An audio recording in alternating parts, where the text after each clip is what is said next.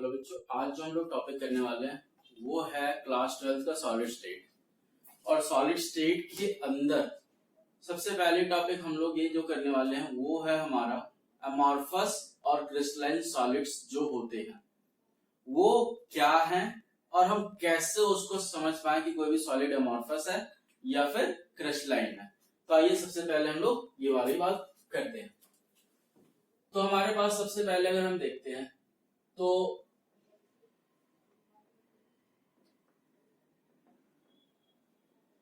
Crystalline solids और जो दूसरा है वो हमारा है अमॉर्फस सॉलिड्स।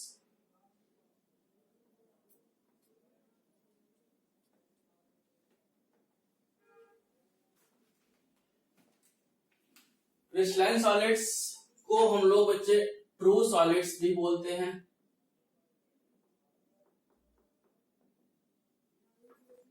इसका कारण ये है कि जो हमारा क्रिस्टलाइन सॉलिड्स होता है वो सॉलिड्स की वो जो सारी प्रॉपर्टीज हम लोग पढ़ते हैं कि सॉलिड की फिक्स शेप होती है, वॉल्यूम फिक्स होती है, वो उसके पार्टिकल्स मूव नहीं कर सकते हैं, सिर्फ ऑसिलेट कर सकते हैं, इस तरह की सारी प्रॉपर्टीज हम सॉलिड की बेसिक पढ़ रहे होते हैं वो सारी की सारी क्रिस्टलाइन सॉलिड्स में शो करते हैं। फिर हमारा जो नेक्स्ट आ जाता वो आ जाता हमारा अमॉर्फस सॉलिड। अमॉर्फस सॉलिड्स को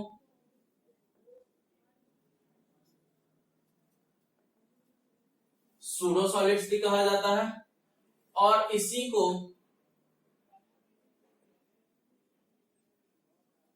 सुपर कूल्ड लिक्विड्स भी कहे जाते हैं कई सारे केसेस में। कब इसे सुपर कूल्ड लिक्विड्स कहा जाएगा तो उस बारे में हम लोग अभी थोड़ी देर में डिस्कस करेंगे।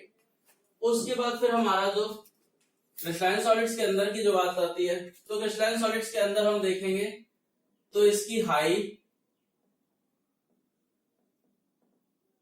मेल्टिंग एंड बॉइलिंग पॉइंट्स होते हैं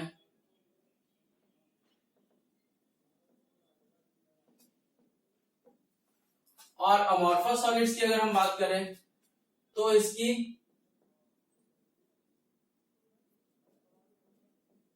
comparatively low melting and boiling points होंगे।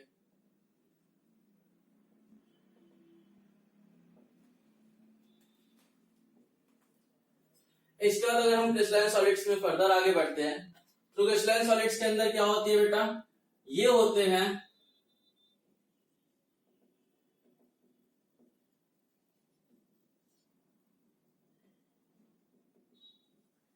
Definite heat of fusion. ये हीट ऑफ फ्यूजन डेफिनेट होने का लॉजिक जो है उसके लिए भी हम लोग एक स्ट्रक्चर सीखेंगे, उस स्ट्रक्चर के बाद हम उसको समझते हैं। तो अगला पॉइंट हमारा वही होगा स्ट्रक्चर के बेसिस पर। इसके अंदर में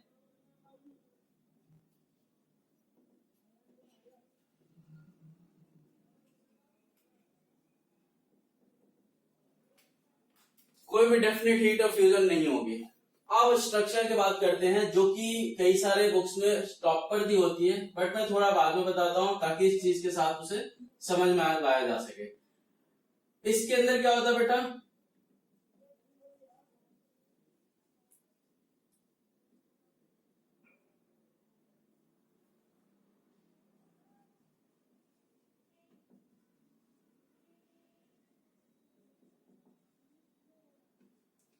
fixed geometrical patterns in long range order.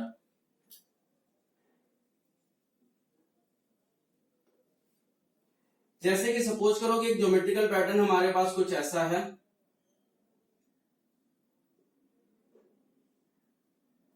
ये सारे एटम्स हैं, तो हमारा दूसरा ज्योमेट्रिकल पैटर्न भी इसी तरह के सिस्टम में होकर आएगा, तीसरा ज्योमेट्रिकल पैटर्न भी हमारा इसी तरह के सिस्टम में आएगा और ये लंबे चेंज तक चलेगा। थोड़ी बहुत इसके अंदर प्रॉब्लम्स आ सकती है बट वो भी बहुत ही माइन्यूट प्रॉब्लम्स ही रहेंगी। इसके अंदर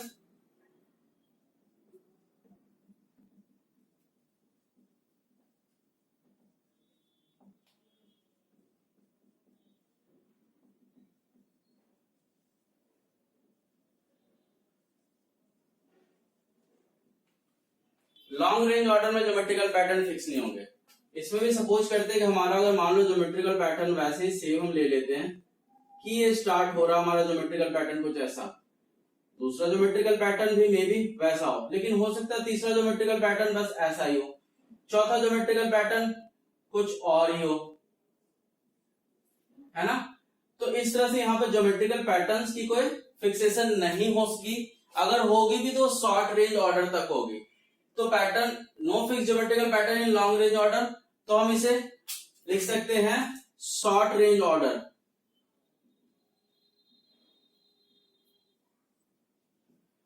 कि ये शॉर्ट रेंज यानी छोटे रेंज पर ये ज्योमेट्रिकल पैटर्न फिक्स हो सकते हैं।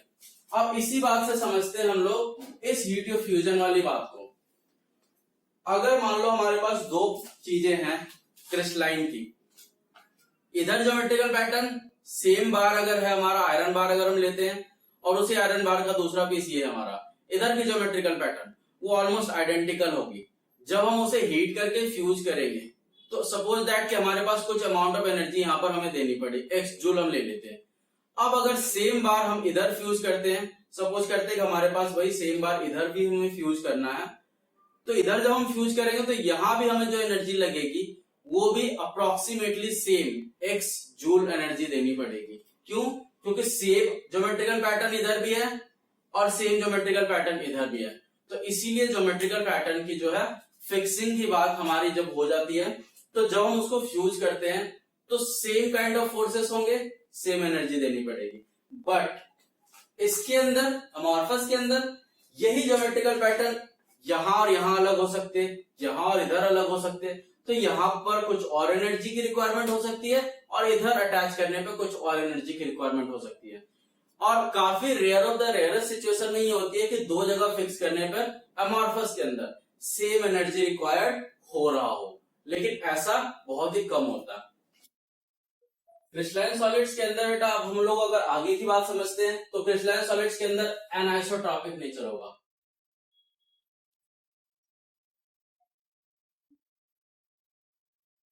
और अमॉर्फस सॉलिड्स के अंदर आइसोट्रॉपिक नेचर होगा।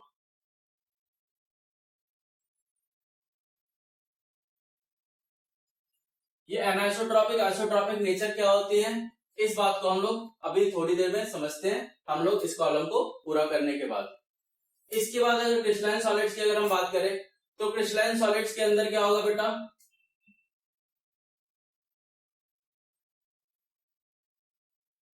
It will show cleavage property. ये क्लीवेज प्रॉपर्टी क्या है इसको भी हम लोग अंडरस्टैंड करेंगे।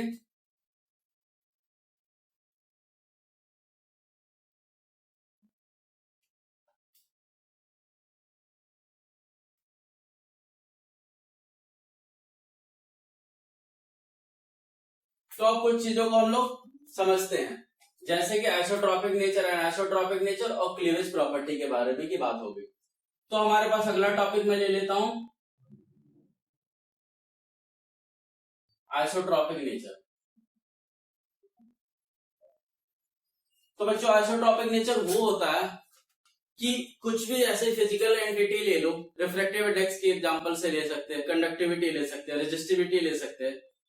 तो अगर हमारा जो भी सॉलिड है उसमें रिफ्रैक्टिव इंडेक्स हम along this to this direction ले, along this to this direction ले, या फिर अलोंग एनी एंगुलर डायरेक्शन ले ले किसी भी एंगल के थ्रू, तो रिफ्रैक्टिव इंडेक्स की वैल्यू अगर ऑल डायरेक्शंस सेम आ रही है तो हमारा सॉलिड आइसोट्रॉपिक होता है, जो कि अमॉर्फस सॉलिड्स के अंदर की ये प्रॉपर्टी है।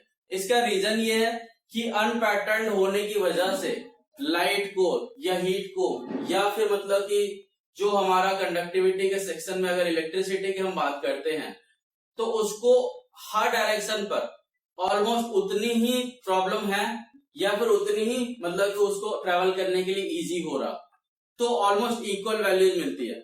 बट इसके अंदर फिक्स पैटर्न होने की वजह से जब एक पैटर्न से दूसरे पैटर्न में हम एक डायरेक्शन में चल रहे हैं तो हो सकता है नेक्स्ट डायरेक्शन के अंदर एंगुलर डायरेक्शन के अंदर पैटर्न चेंज हो रहा हो, तो वो पैटर्न की वजह से इसके अंदर वो वैल्यूज जो होंगे रिफ्रैक्टिव इंडेक्स, कंडक्टिविटी वगैरह की ऑल डायरेक्शंस सेम नहीं होंगी। तो ये हमारा आइसोट्रॉपिक नेचर के बारे में हम बात करते हैं। तो अगर डायरेक्शन के अंदर और डायरेक्शन के अंदर वैल्यूज सेम है तो आइसोट्रॉपिक, और अगर सेम नहीं है तो एनआइसोट्रॉपिक। तो आइसोट्रॉपिक नेचर क्या है?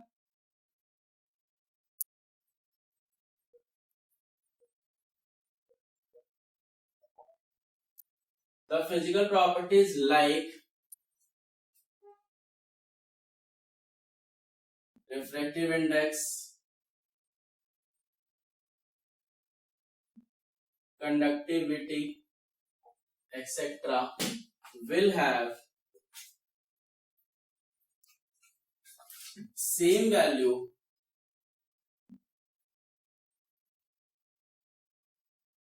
along all the directions.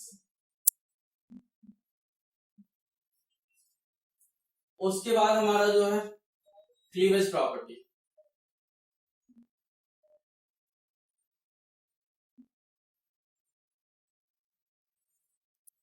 तो क्लीवेज प्रॉपर्टी की बेटा एक ऐसी प्रॉपर्टी है सॉलिड्स की कि अगर हम किसी भी सॉलिड को शार्प टूल से कट करें और वो कट जो है एक बार में स्मूथ कट की बात होनी चाहिए, मतलब स्मूथ का मतलब कि एक कट में वो होना चाहिए।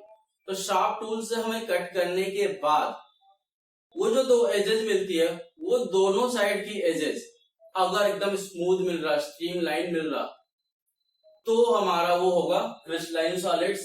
उसी स्मूथ एज को डिलीवर करने की प्रॉपर्टी क्लीवेज प्रॉपर्टी कहलाती है। और अमॉर्फस सॉलिड में स्मूथ एजेस नहीं मिलेंगे, उसको हम कट करेंगे तो वो स्मूथ एजेस में नहीं दोनों पार्ट्स में मिलने वाले हैं, तो ये क्लीवेज प्रॉपर्टी शो नहीं कर रहे हैं। तो क्लीवेज प्रॉपर्टी क्या है? Producing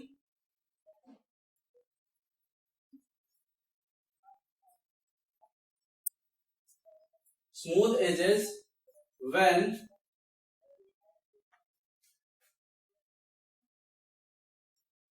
cut by a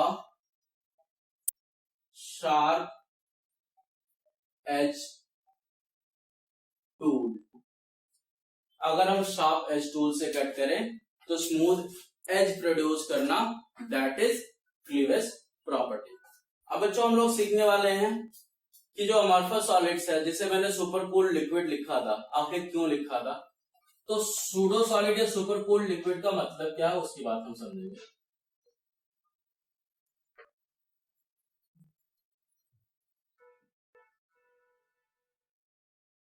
amorphous solids ऐसा है जो जब टाइम के साथ वो बहुत स्मॉल, बहुत ही थोड़े में फ्लो करते हैं, मतलब मूव करते हैं, पार्टिकल सिर्फ वाइब्रेट नहीं कर रहे हैं, वो अपनी लोकेशन भी चेंज कर रहे हैं, जिसको लोकोमोशन हम बोलते हैं।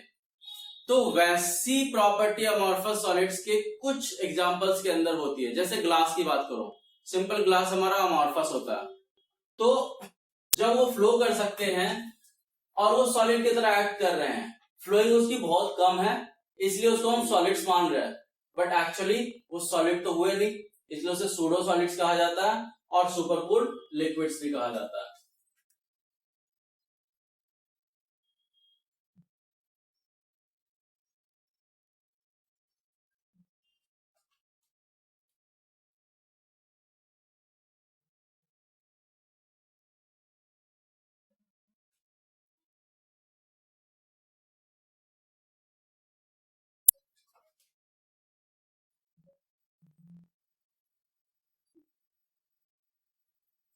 Some amorphous solids have a tendency to flow very slowly over the long period of time. Example, glass.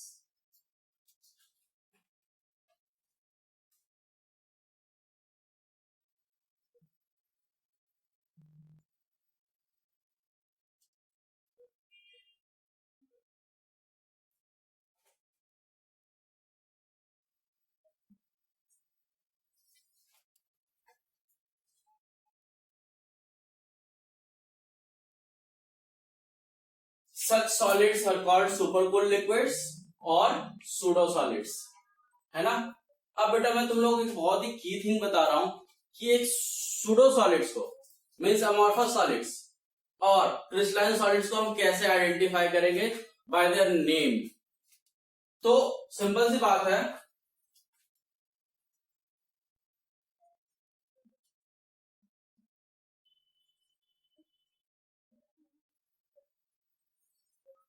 Identification of solids type.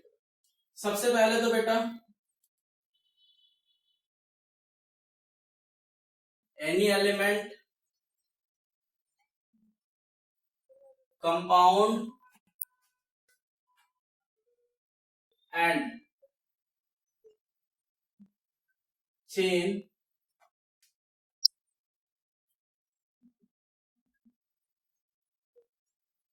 participating by atoms, atoms के थ्रू जो पार्टिसिपेट कर रहे हैं बाय कोवेलेंट बॉन्ड,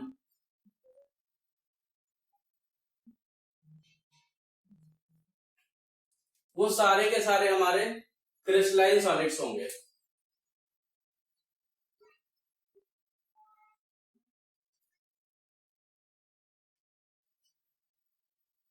और जितने भी polymers होंगे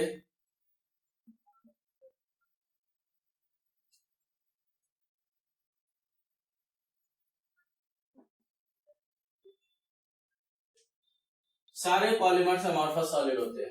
तो कई बच्चों का क्वेश्चन हो सकता है कि सर पॉलीमर्स के अंदर भी तो एटम्स है और कोवेलेंट बॉन्ड से बन रहा है, तो बच्चा उसके अंदर एटम नहीं मॉलिक्यूल पार्टिसिपेट करते हैं।